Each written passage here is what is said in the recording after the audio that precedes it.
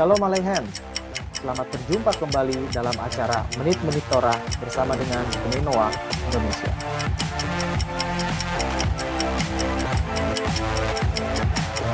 Ini minggu lalu kita sudah bahas apa?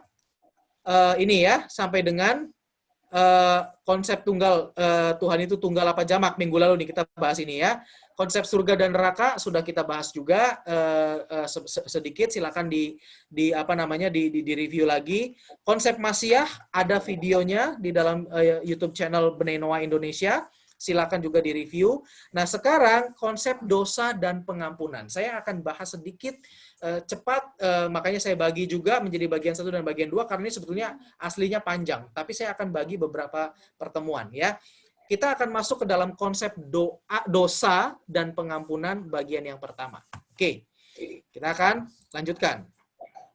Nah, yang pertama, adakah dosa keturunan? Ya kan? Benarkah kita memiliki dosa keturunan? Itu kan pertanyaan yang selalu ditanyakan kan, dan mungkin itu juga yang dijadikan dalam tanda petik sesuatu untuk dalam tanda petik ya mencerahkan orang gitu loh. Karena jujur saya ketika dulu di dalam kepercayaan yang lama, saya juga merasa bahwa iya juga ya. Saya kan nggak tahu keturunan saya mesti dari atasnya saya seperti apa. Nah, sekarang apakah ada dosa keturunan itu? Ya kan? Nah, mari kita bahas menurut Torah gitu. Yang pertama, gambar ini kita tahu ini adalah Gan Eden. Ini adalah kondisi manusia sempurna diciptakan awal-awal yang seperti dijelaskan di dalam kitab Kejadian pasal 1 dan pasal 2 sebelum kejatuhan. Itu benar-benar luar biasa. Kita juga bisa baca di situ bagaimana manusia memiliki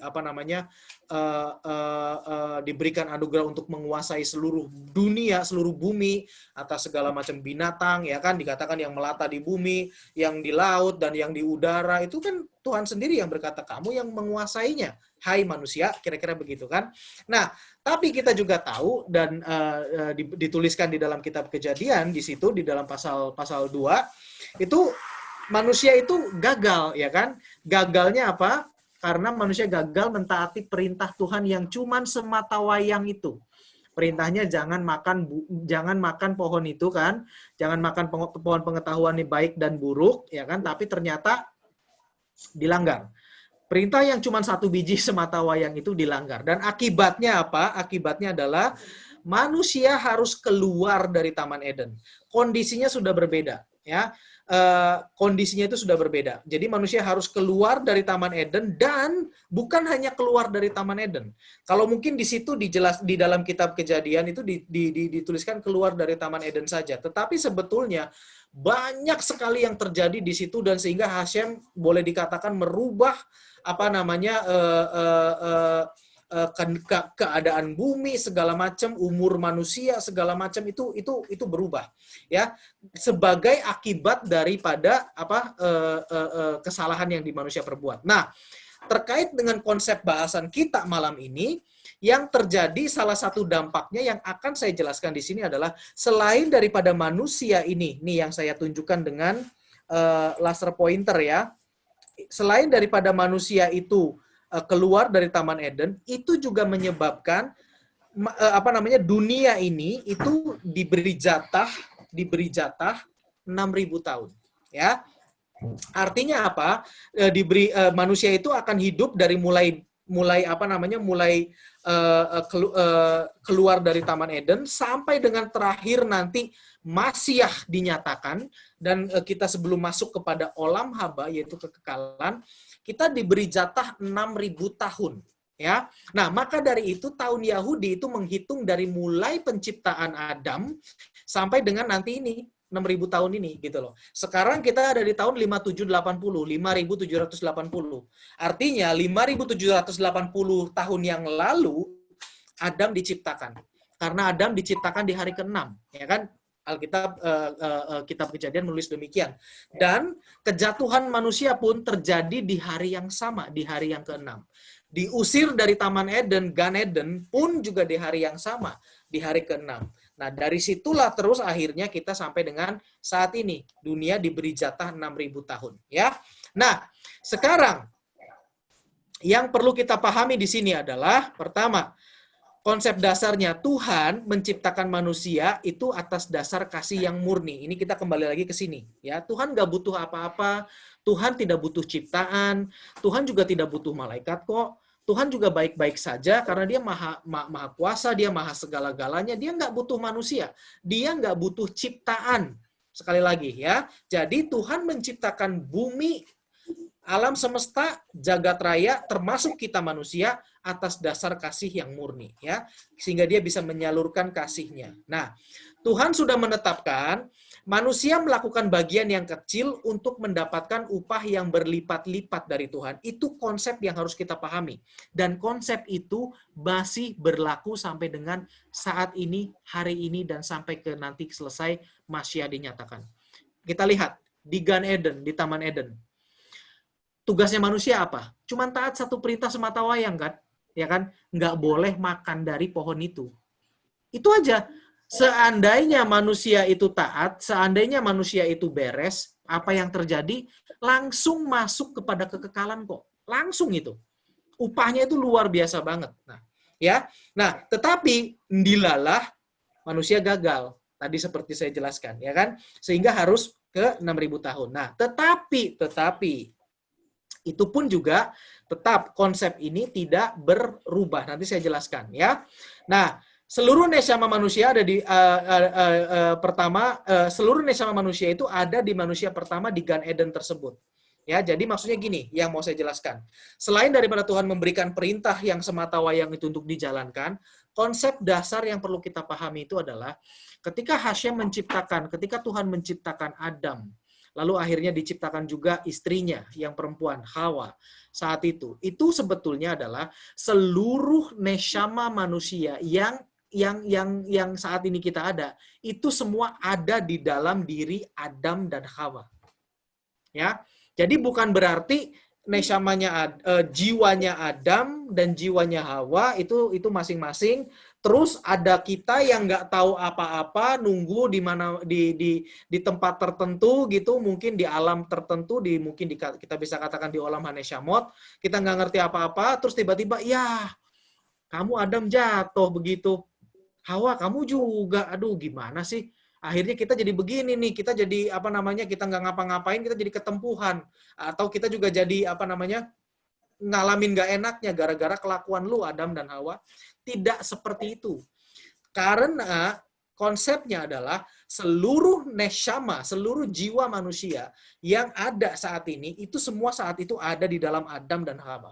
Jadi ketika Adam dan Hawa melakukan kesalahan, mereka gagal melakukan perintah Tuhan, mereka gagal mentaati perintah Tuhan, artinya 100% manusia yang ada saat ini ambil bagian dalam kegagalan di Eden. Jadi ketika Hawa mengambil lalu makan dari pohon itu, dan Adam juga memakan dari pohon itu, ya, yang terjadi adalah seluruh manusia, umat manusia itu juga ambil bagian di dalam kesalahan itu, ambil bagian di dalam kejatuhan itu. Ya. Jadi jangan pernah berkata bahwa saya nggak tahu-tahu apa-apa, ya saya tahu-tahu tiba-tiba lahir dalam keadaan seperti ini. Enggak. Betul, memang kita nggak ngerti apa-apa, karena emang seperti itu. Jadi, tapi ini pengajaran yang harus kita pahami, dasarnya itu seperti ini, bahwa manusia itu sebetulnya satu, awalnya itu disatukan neshamanya. Nah, nanti saya jelaskan berikutnya juga gimana keadilan Tuhan. Nah, jadi makanya ketika kegagalan di Taman Eden, seluruh manusia 100% itu mengalami kegagalan. Ya, bukan berarti gara-gara Adam doang saat itu, bukan gara-gara Hawa doang saat itu, tapi kita semua. Karena dulunya ini kita semua, neshama kita, soul kita saat itu ada di dalam Adam. Nah, maka dari itu kita Bereshit menggunakan kata ha-Adam. Adam yang itu tuh maksudnya untuk merujuk kepada Adam, si manusia pertama itu yang memiliki potensi, yang memiliki keseluruhan neshama umat manusia, ya. Paham ya? Sampai di sini gitu. Jadi yang mau saya tekankan di sini intinya dasarnya adalah seluruh manusia mengambil mengambil bagian di dalam kesalahan apapun yang dilakukan oleh Adam dan Hawa sebagai manusia pertama di Taman Eden. Oke? Itu yang harus kita pahami, ya. Oke, kita lanjutkan. Nah, kita lanjutkan selanjutnya. Saya ini agak pindahkan sedikit ke sini biar bisa kita lihat. Nah, manusia itu harus memperbaiki kegagalan di Taman Eden dalam bagian-bagian kecil. Ya, sesuai dengan tadi saya bilang, konsep bahwa manusia melakukan bagian kecil untuk mendapatkan upah yang berlipat-lipat dari Tuhan itu tidak pernah berubah sampai dengan saat ini. Nah, bahkan ketika kejatuhan pun Adam dan Hawa, untuk memperbaikinya, Tuhan pun juga melakukan yang sama. Dipecah nesyamanya menjadi bagian-bagian yang kecil selama 6.000 tahun. Nah, maka dari itu kita inilah salah satu nesyama dari Adam yang harus melakukan perbaikan itu tadi. Gitu ya. Kita ini termasuk itu. Nah, kita ini sedang dalam misi untuk memperbaiki kesalahan di Taman Eden itu. Seluruh umat manusia di dunia ini misinya sebetulnya utamanya adalah itu, memperbaiki kesalahan di Taman Eden. Karena dipecah, dikecil-kecilkan, dipecah lagi, dipecah lagi terus gitu loh. Nah, jadi neshama itu bisa dicuil-cuil seperti itu. Bagaimana ngambilnya, bagaimana mencuilnya, ya itu urusannya Hashem lah. Tapi yang jelas konsepnya demikian. Maka dari itu ada yang disebut dinamakan Gilgul atau cycle. Ketika seseorang hidup diberi kesempatan mungkin 70, 80 tahun, entah 90, 100, tetapi masih ada yang belum selesai dalam hidupnya, yaitu hal-hal yang negatif yang harus diperbaikinya belum selesai, maka si orang ini, katakanlah si bapak A atau si ibu A, itu bisa dalam keputusan Hashem setelah selesai hidupnya 80 atau 90 tahun, apapun itu, ketika dinilai nesyamanya kembali ke hadapan Hashem, Hashem bisa berkata, kamu belum selesai. Maka dari itu, aku berikan kamu kesempatan kembali berikutnya. Makanya, bagian yang nesyama yang belum selesai ini nanti akan menjadi manusia lagi di kehidupan yang akan datang. Bisa nanti mungkin langsung ke cucunya, apanya, segala macam, terserah. Itu dalam keputusannya Hashem. Itu yang terjadi di dalam kehidupan manusia. Gitu. Jadi, sampai di sini itu nggak ada yang namanya dosa keturunan karena kita semua mengambil bagian dan kita semua sampai dengan saat ini itu masih dalam keadaan ataupun masih dalam misi dan tugas memperbaiki kesalahan akibat apa yang dilakukan di Taman Eden. Jangan berkata bahwa itu hanya si Adam manusia pertama. Kita semua melakukan kesalahan itu di Taman Eden. Ya, nah lalu setelah selesai 6.000 tahun, tadi setelah saya juga jelaskan ya bahwa diberikan waktu 6.000 tahun, maka setelah selesai itu masuk ke dalam hari ke-7. Nah seharusnya di Gan Eden ini di hari ke-6, seandainya hak Adam dan istrinya itu tidak melakukan kesalahan, sudah masuk ke dalam hari yang ke-7. Tetapi karena dia gagal, maka diturunkan atau dikeluarkan dari Gan Eden, dibuat waktunya lama 6.000 tahun, masing-masing nesyama memperbaiki dalam bagian-bagian kecil, nanti selesai 6.000 tahun akan masuk ke dalam hari ke-7, yaitu Olam Haba, yaitu kekekalan itu tadi.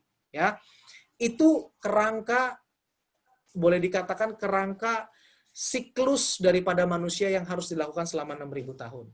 Nah, inilah konsep dasar di dalam Yudaisme. Nah, inilah kenapa yang menjadi yang melatar belakangi kenapa manusia ada di dunia ini gitu loh. Sehingga di dalam konsep dasar ini yang diajarkan di dalam Yudaisme, di dalam Torah, tidak mengenal yang namanya dosa keturunan. Ya, nggak ada gitu loh. Jadi benar-benar kita itu jangan pernah lagi salah kaprah ataupun juga berkata bahwa iya ya ada dosanya Adam yang belum selesai. Enggak, bukan begitu. Kita semua mengambil bagian dan kita sedang melakukan perbaikannya itu. Ya, saya harapkan bisa dipahami. Kita lanjutkan. Oke. Nah, maka dari itu kesimpulannya adalah dosa keturunan yang tidak bisa diperbaiki oleh manusia itu tidak ada. Jadi nggak ada dosa keturunan yang wah ada, kan mungkin ya termasuk saya dulu sih juga percaya bahwa ada dosa yang tidak mungkin kita bisa bayar. Ya mungkin kita hidupnya rada bener lah sedikit. Tapi kan yang dulu gimana? Itu gimana? Nggak ada. Nenek moyang kita gimana? Ya nggak ada sih. Semua masing-masing bertanggung jawab terhadap dirinya masing-masing. Nah ini yang dikatakan oleh dalam Torah. Dikatakan seperti ini. Oke, setiap kita mengambil bagian dalam kesalahan di Gan Eden, sehingga tidak ada yang namanya dosa keturunan. Ya, setiap kita bertanggung jawab dan bisa memperbaiki kegagalan di Gan Eden. Kenapa? Karena tadi itu Hashem sudah bagi menjadi bagian-bagian kecil. Ya, masing-masing kita, masing-masing individu kita hidup. Katakanlah saya, istri, dan anak-anak itu masing-masing punya misi sendiri-sendiri gitu loh. Pak Julianta dan anak-anaknya yang di Wonosari semua, rekan-rekan semua yang ada di sini, baik yang di Wonosari maupun yang bergabung dengan Zoom dari seluruh Indonesia, juga memiliki misinya tersendiri. Ya, harus memperbaiki diri. Ada bagiannya gitu loh. Jadi masing-masing itu punya tanggung jawab dan punya tujuan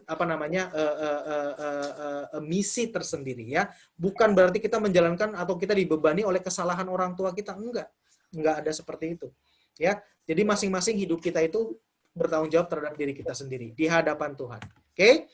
Setiap kita tetap bisa mendapatkan upah dengan apa yang kita lakukan di dunia ini dan tetap bisa masuk ke dalam kekekalan. Kalau kita taat, melakukan bagian kita beres, kita selesai, dan tentunya semuanya itu karena dituntun oleh Torah, kita taat itu aja. Maka kita akan mendapatkan masuk ke dalam kekekalan olam haba.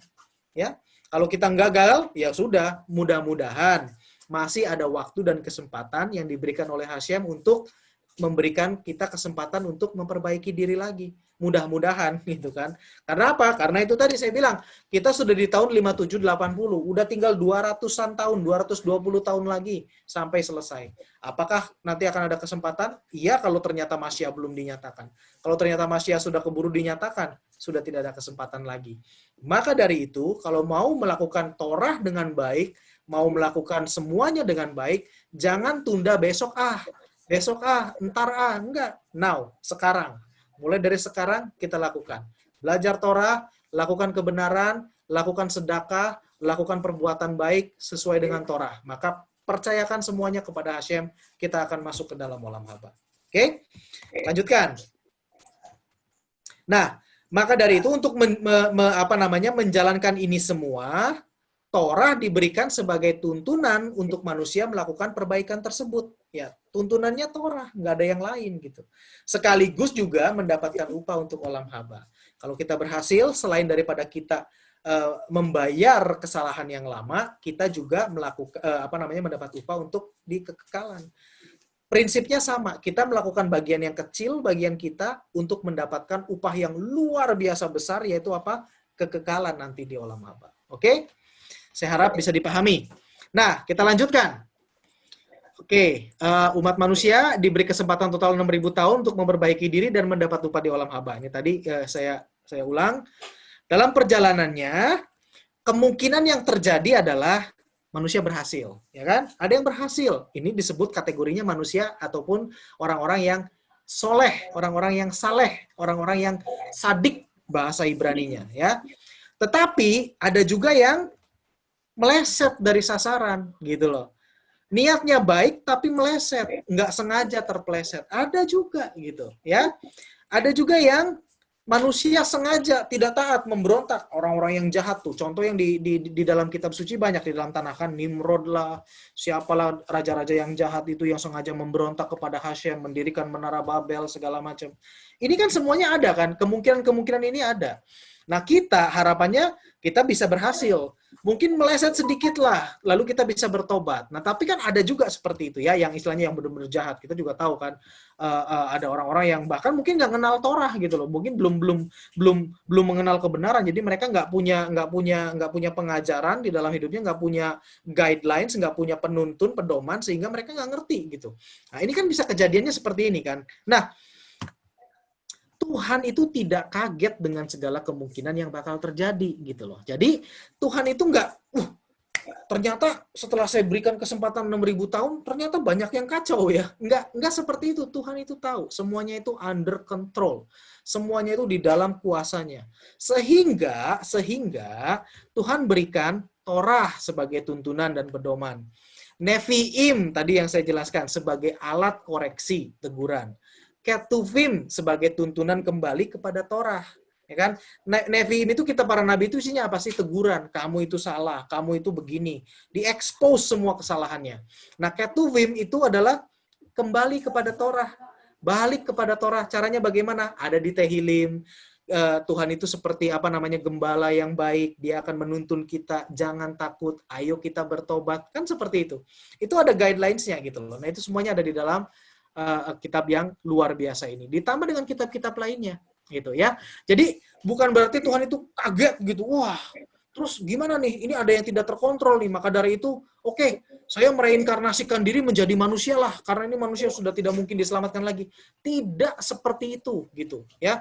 Jadi nggak ada Tuhan itu sampai harus mengaktifkan darurat gitu, menarik rem darurat gitu. Kalau yang sekarang lagi in gitu ya, lagi hot gitu. Nggak seperti itu. Semua itu sudah Tuhan itu kan maha tahu. Dia bahkan tahu sampai dengan kesudahannya. Dia itu ngerti semuanya. Maka dari itu semuanya itu sudah ada. Kalau begini bagaimana? Kalau begini bagaimana? Kalau begini bagaimana?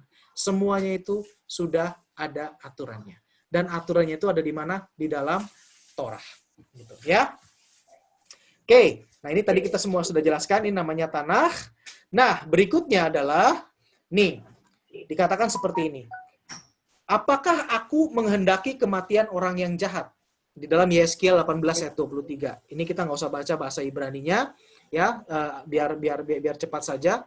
Firman Adonai Hashem, bukankah lebih baik kepada pertobatan mereka dari jalannya yang lama sehingga dia tetap hidup? Nah, ini konsep yang harus kita pahami, ya, bahwa Tuhan itu lebih menginginkan pertobatan orang bukan kepada kematiannya, gitu loh. Tuhan itu membuka lebar-lebar pintu pertobatan gitu loh. Jadi nggak ada yang berkata bahwa akhirnya ya sudahlah, kalau kamu nggak ini ya udah kamu terhilang kekal gitu. Nggak ada. Tidak ada konsep tersebut di dalam Torah dan Yudaisme. Karena senantiasa pertama Tuhan selalu menginginkan pertobatannya, dan yang kedua buktinya adalah manusia akan senantiasa diberi kesempatan untuk melakukan perbaikan, baik di kehidupan yang sekarang. Kalau nggak bisa juga, mungkin Tuhan akan berikan kesempatan pada kehidupan yang berikutnya. Ya, kalau di dalam bahasa luar, bahasa non-Torah, itu mereka sebut dengan reinkarnasi. Ya, seperti itu. Oke, kita lanjutkan. Yeskiel 18, masih. Ini bukan ayat 23. Ini ayat 21. Mohon maaf, saya tidak lupa untuk menggantinya. Dikatakan apa? Dan jika orang jahat itu bertobat dari segala kesalahan yang sudah diperbuatnya, lalu melakukan semua hukumku, yaitu Torah, dan melakukan kebenaran, keadilan dan kebenaran itu katanya sedekah, pastilah dia hidup. Gitu. Dia tidak akan mati. Gitu. Ya. Jadi istilahnya nggak ada itu yang namanya terhilang kekal, itu nggak ada. Nggak ada itu yang namanya hilang selama-lamanya, nggak ada. Itu tadi sudah saya jelaskan. Dan tidak ada dosa yang tidak bisa diampuni, nggak ada. Ya, semuanya itu bisa diampuni. Yang penting apa tadi dikatakan di sini? Orang jahat itu bertobat dari segala kesalahan yang sudah diperbuatnya. Ya, jadi semuanya itu tinggal bertobat aja gitu loh, ya. Seperti itu. Oke, dan ini sudah dimateraikan. Artinya apa? Konsep ini, cara kerja Tuhan yang seperti ini, di mana akan selalu ada pengampunan, di mana ketika orang jahat itu bertobat dari segala kesalahannya dan berbalik menuruti hukum-hukum Tuhan, menuruti perintah-perintah Tuhan, pastilah dia hidup. Ya, pastilah dia hidup sesuai dengan apa yang dikatakan Yeskiel ini, dan tidak pernah berubah, tidak pernah diganti, tidak pernah aturannya itu tiba-tiba berubah gitu. Maka dari itu mulai dari kapan berubah gitu. Enggak seperti itu. Ini berlaku sampai selama-lamanya, sampai 6.000 tahun itu selesai, ya, sampai dengan nanti Masya dinyatakan. Ya, sampai dengan kita nanti semua masuk ke dalam kekekalan. Oke? Jadi jangan khawatir.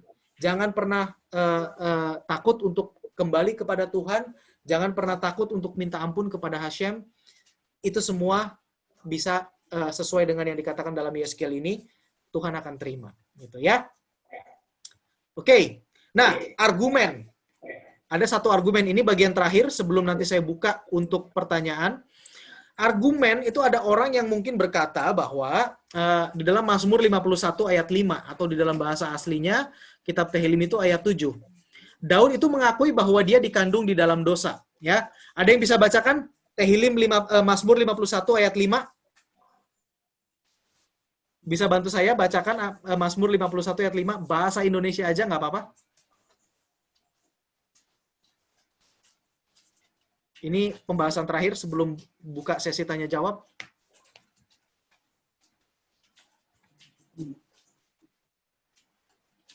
Sudah ketemu? Ya, silakan. Siapa saja boleh. Yang di Wonosari maupun yang di dalam Zoom. Sebab aku mengetahui pelanggaran-pelanggaranku dan dosaku senantiasa ada di hadapanku. Lanjut. Aku telah berdosa terhadapmu, hanya terhadapmu, dan melakukan yang jahat di depan matamu, supaya nyata Terus? bahwa engkau benar ketika engkau berbicara, dan bersih ketika engkau menghakimi. Lihatlah, dalam kesalahan aku dilahirkan, dan di dalam dosa ibuku mengandung aku. Oke. Bagian yang terakhirnya coba tolong diulang. Lihatlah, dalam kesalahan aku dilahirkan, dan di dalam dosa ibuku mengandung aku. Nah itu yang dijadikan dasar bahwa itulah buktinya bahwa manusia itu yaitu ada dosa keturunan, di situ. Di dalam kandungan saja Daud sudah mengatakan sudah berdosa. Daud sendiri dikandung sudah dalam dosa gitu loh. Apakah pengertiannya demikian? Kita lihat ya. Ini akan benar-benar luar biasa banget. Makanya penting perlu belajar dari sumber yang benar. Jangan hanya sekedar membaca dan setelah itu mencoba mengartikan sendiri. Karena kita nggak pernah ngerti apa yang terjadi. Ini akan membuka mata kita sehingga kita tahu kenapa Daud berkata demikian. Sehingga kenapa Daud berkata bahwa aku dikandung dalam kesalahan, dalam dosa aku dikandung oleh ibuku. Nah, ini kenapa ya? Lihat, nih. Pertama, benar bahwa Tehillim itu bisa berlaku bagi kita semua. Benar. Tetapi berlaku bagi kita semua, Tehillim itu adalah dalam konteks bagaimana bangkit dan kembali kepada Tuhan. Itu yang perlu kita pahami. Tetapi jangan lupakan juga bahwa Mazmur Tehillim ini adalah kitabnya Daud. Dia juga mencurahkan kehidupannya di dalam kitab Tehillim itu, ya kan? Nah, sehingga akan ada juga bagian-bagian yang di mana Daud lagi curhat. Daud lagi mengemukakan struggle-nya dia gitu loh. Sehingga itu memang artinya harafiah hanya untuk Daud gitu, ya. Kita lihat konteks dari Mazmur 51 ayat 5 adalah kehidupan pribadi Daud. Ketika Daud berkata bahwa aku ini dikandung dalam kesalahan, di dalam dosa aku dikandung ibuku. Itu adalah kehidupan pribadi Daud. Nah, sekarang kenapa Daud mengatakan demikian? Ya. Daud menceritakan bahwa dia itu dikandung dalam kesalahan dan diperanakan dalam dosa. Nah, dalam dosa itu sendiri sebetulnya kata yang digunakannya nanti minggu depan akan kita bahas ya. Berbagai macam jenis kesalahan dan dosa. Nah, nanti ini akan sangat menarik lagi ya. Kata yang digunakan adalah chet. Chet itu artinya apa? Meleset. Itu tadi, meleset. Nah, jadi maksudnya Daud itu dikandung dalam kesalahan dan dalam meleset. Nah, maksudnya apa? Maksudnya seperti ini. Ceritanya adalah Isai. Kita tahu Isai itu siapa? Dia adalah ayahnya Daud. Nah, Isai ini adalah cucu daripada Ruth, ya kan? Yang kita bisa baca di dalam kitab Ruth, bagaimana Ruth dengan Boaz segala macam. Silakan dibaca, kita nggak akan bahas. Tetapi yang jelas Ruth itu adalah putri daripada Raja Moab, ya. Nah, dia orang Moab, gitu kan? Nah, si Isai itu dalam suatu saat dia tuh ragu akan keyahudiannya. Saya ini Yahudi tapi dari Ruth. Nah, Ruth ini kan orang Moab. Apakah benar nih saya Yahudi? Aduh, saya kayaknya agak ragu nih. Saya agak-agak gimana. Nah, jadi di satu saat setelah Isai memperanakan banyak anak ya, kakak-kakaknya Daud yang luar biasa. Bahkan sebetulnya Isai ini posisinya adalah kepala ini Beit Din, dia rabi kepala di kotanya gitu ya. Nah, anak-anaknya juga saleh semua, nggak ada yang brengsek. Anak-anaknya tuh nggak ada yang brengsek semua, kakak-kakaknya Daud ya. Ini kita bicara sebelum Daud dilahirkan.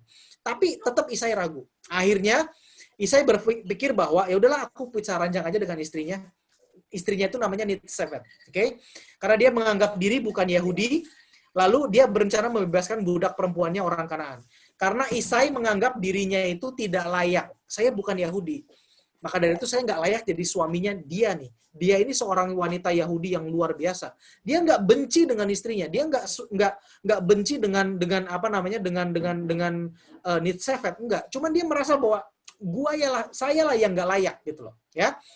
Akhirnya dia berusaha membebaskan budaknya. Dia akan memulai kehidupan baru dengan beristrikan budaknya ini, si orang Kanaan. Kenapa dipilihnya orang Kanaan? Gini, kalau dia orang Yahudi, maka ternyata dia Yahudi, bener gitu, maka dia bisa berhasil melepaskan status budak daripada si hambanya ini, hamba perempuannya ini. Tapi kalau ternyata bukan, toh ya nggak masalah. Saya berarti Kanaan, gitu kan, sesuai dengan kekhawatiran saya, kata si Isai. Saya Kanaan, kamu Kanaan, ya udah kita boleh kok, kita bisa merit gitu loh. Nah, tetapi budak perempuan ini, orang Kanaan itu, mendengar rencana si Isai demikian, itu memberitahukan Nitsefet, si istrinya yang sah ya, si istrinya Isai yang pertama. Nah, akhirnya mereka bertukar tempat seperti Rahel dengan Lea. Jadi ini si hamba perempuan ini melakukan mitzvah yang besar sekali, melakukan kebaikan yang besar sekali. Jadi begitu itu bertukar tempat, si Isai nggak tahu bahwa ternyata itu sudah bertukar, bukan lagi budak perempuannya tetapi Nitsefet, dan akhirnya Nitsefet mengandung. Nah, Nitsefet mengandung, Isai kan nggak tahu itu Nitsefet. Maka dari itu Isai berkata bahwa kamu kayaknya bukan dari saya nih mengandungnya, ya kan? Nah, kamu bukan dari saya mengandungnya, tapi Isai juga nggak yakin gitu, maka dia nggak berani melaporkan atau segala macam lah, sehingga tetap dibiarkan hidup, dan tetapi Daud lahir dengan status anak haram, mamzer, gitu ya. Nah, itulah yang dialami oleh Daud. Nah, itulah yang dimaksud oleh Daud sebagai dia itu dikandung dalam kesalahan dan dalam hal yang meleset, yaitu tadi Isai, ayah Daud itu ragu akan keabsahannya sebagai Yahudi. Ini meleset gitu loh. Dia bisa tiba-tiba ragu, ya kan? Atau juga ini tadi karena Daud si Isai berkata, ya udah aku stop deh. Aku nggak mau lagi sama kamu deh. Walaupun sebetulnya Isai ragunya dengan diri sendiri, tetapi dengan berkata bahwa aku udah nggak mau lagi jadi suami kamu, itu sebuah kejahatan. Karena Nitsefet nggak salah apa-apa, tetapi diceraikan gitu kan, dalam tanda petik kan, ingin diceraikan oleh ayahnya Daud gitu. Itu kejahatan. Nah, dalam kondisi seperti itulah Daud dikandung. Gitu. Jadi coba dibayangkan bahwa Nitsefet juga perasaannya seperti apa, mamanya Daud ya kan. Lalu ketika lahir juga Daud menyandang status sebagai anak haram, dikucilkan dari keluarganya. Makanya kakak-kakaknya Daud itu sangat mengucilkan Daud. Kenapa? Karena dia menganggap anak haram. Daud ini anak haram gitu loh. Karena ini bukan dari bapak saya gitu loh. Mereka taunya seperti itu, padahal mereka nggak tahu di balik itu semua. Nitsefet juga nggak cerita. Kenapa? Karena agar jangan mempermalukan si Isai bapaknya, ya. Nah, sampai itu semua kejadian Daud diurapi oleh Nabi Samuel, barulah itu semua beres gitu. Barulah semua orang tahu, oh ternyata Daud bukan anak haram. Karena kalau anak haram nggak mungkin bisa jadi raja, nggak mungkin dia bisa jadi orang Yahudi, nggak mungkin dia bisa diurapi seperti itu. Jadi Samuel ketika mengurapi Daud ketika dia masih muda itu, yang ada di dalam kisah kitab Samuel, itu sebetulnya mematahkan semuanya segala macam hal-hal yang nggak enak yang dialami Daud. Nah, Tehillim 51 ini itu menceritakan Daud tuh lagi curhat, tuh aku tuh hidup tuh nggak enak.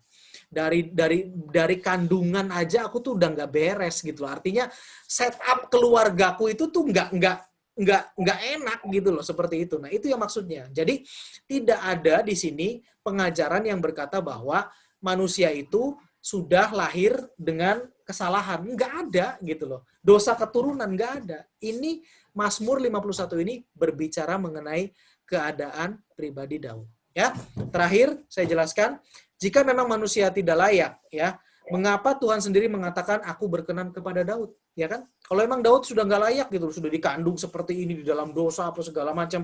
Kalau seperti konsepnya itu yang benar, yang berlaku, maka Kenapa sih Tuhan sendiri berkata, aku berkenan kepada Daud. Aku sendiri akan menegakkan kerajaannya. Benar kan seperti itu kan? Dan raja-raja setelah Daud, anak cucu keturunan Daud, semua dinilai dibandingkan dengan Daud. Raja ini, dia melakukan kebenaran seperti Daud. Raja ini tidak melakukan kebenaran seperti Daud. Raja ini tidak berpegang kepada perintah Tuhan seperti Daud leluhurnya. Kan seperti itu kan. Nah ini bukti gitu loh, bahwa sebetulnya memang bahwa manusia itu nggak punya dosa keturunan, manusia itu nggak ada lagi hal-hal seperti itu. Dan maksud daripada Mazmur 91 ini, Tehillim ini adalah keadaan kondisi pribadi daripada Daud itu sendiri. Oke, nah saya harap ini bisa menjelaskan terkait dengan dasar yang awal, yaitu dosa keturunan, bahwa dosa keturunan itu tidak ada di dalam Torah, nggak ada sama sekali. Jadi jangan lagi bingung terhadap dosa keturunan. Ya, saya sudah jelaskan apa itu semua dari mulai awal dari Taman Eden sampai dengan ada argumen yang dikatakan oleh orang bahwa di dalam Mazmur 51 itu bicara mengenai dosa keturunan. Ternyata tidak, saya sudah jelaskan. Nah, minggu depan kita akan belajar mengenai dosa-dosa yang lainnya, kesalahan-kesalahan yang lainnya. Apakah harus menggunakan darah? Apakah benar-benar tidak ada pengampunan tanpa penumpahan darah? Apakah benar seperti itu? Nah, nanti kita akan bahas minggu depan ya.